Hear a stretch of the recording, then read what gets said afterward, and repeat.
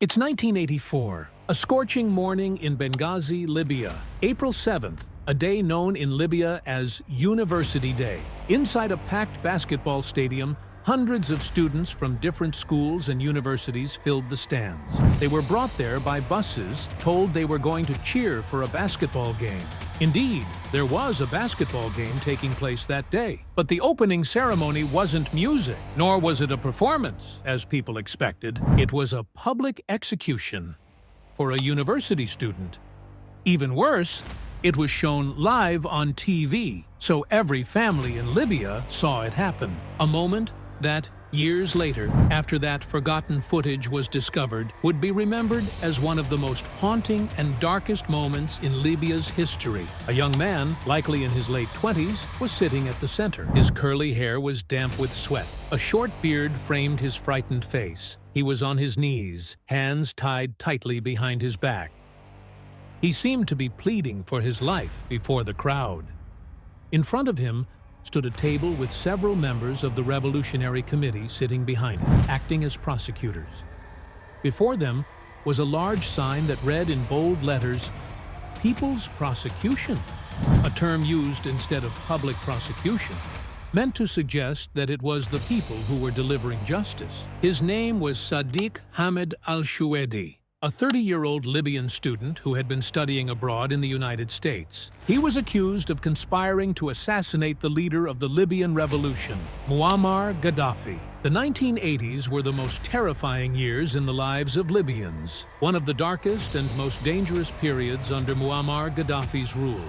It was a decade filled with fear, public executions, failed coup attempts, and growing international isolation. During the 80s, Gaddafi became increasingly paranoid after a failed coup attempt, the armed attack on Bab al-Azizia in 1984, his heavily guarded military compound in Tripoli.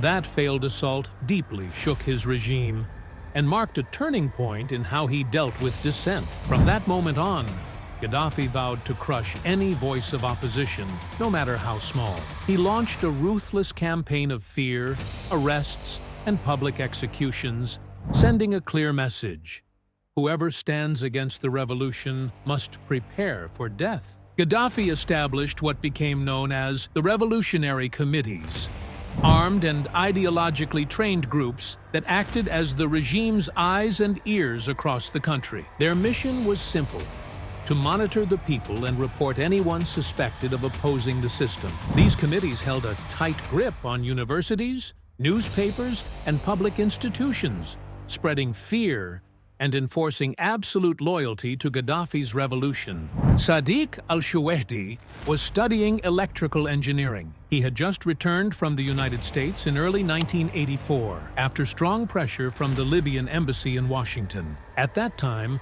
the Gaddafi regime kept a close watch on Libyan students abroad. If anyone showed even small signs of opposition, they were forced to return home. To Gaddafi, these students were a real danger, young people who had seen freedom of thought in the West and could bring those ideas back to Libya. After returning, al-Shuwaidi was called in several times by internal security. They banned him from leaving the country again. He continued his studies at a university in Benghazi, a city known as a center for students and thinkers who quietly opposed the regime and where revolutionary committees were always watching. In the months before his arrest, al-Shuwaidi's classmates noticed he was being followed. He was known for his strong opinions and open talks about freedom. He often criticized Gaddafi in private conversations. One day, security forces raided his student apartment. They said they found anti-government materials. Soon after, al-Shuwaidi was arrested inside the university, right in front of his classmates. He was taken straight to the internal security headquarters in Benghazi, a place known among Libyans for brutal interrogations, torture, and fear. There, he was questioned for several days, tortured to force a confession that he was part of an opposition group accused of planning to overthrow the regime. Later, he was transferred to Al-Kuwaifiyah prison, one of the most feared places in Libya. The investigation continued there for weeks, until the authorities announced that he was a traitor to the revolution. A few weeks later, he appeared in the middle of a basketball court. Weak, terrified, handcuffed, he sat there alone. Just a microphone in front of him. No lawyer, since Gaddafi had banned the practice of law in the 1980s. No defense, only a forced confession. Words he had been told to say. The footage begins with the crowd cheering for the student's execution. You can see the fear on al-Shuwairi's face. Just minutes earlier, he had watched one of his classmates being hanged before his eyes. Now he knows that his turn is coming. He said, "I joined the stray dogs in America." Stray dogs was a term Gaddafi often used to describe his opponents. Among the crowd was a young woman named Huda bin Amer.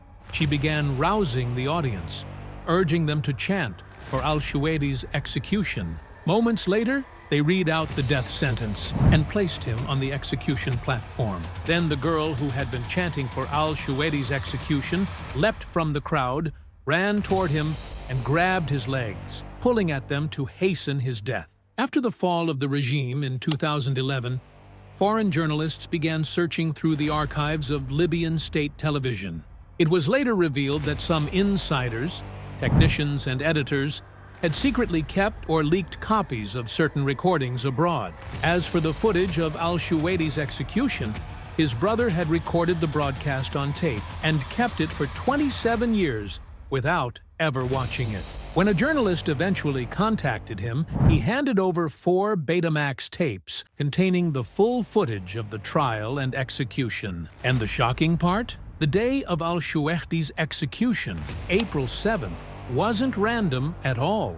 From that year on, every April 7th became a grim tradition in Libya, a day when university students were publicly executed before thousands of people and broadcast live on national television, the regime's way to celebrate the revolution and strike fear into anyone who dared to think differently. If this story moved you, please take a moment to like and subscribe to History Saga channel so you never miss more compelling and untold stories from history. Thank you for watching.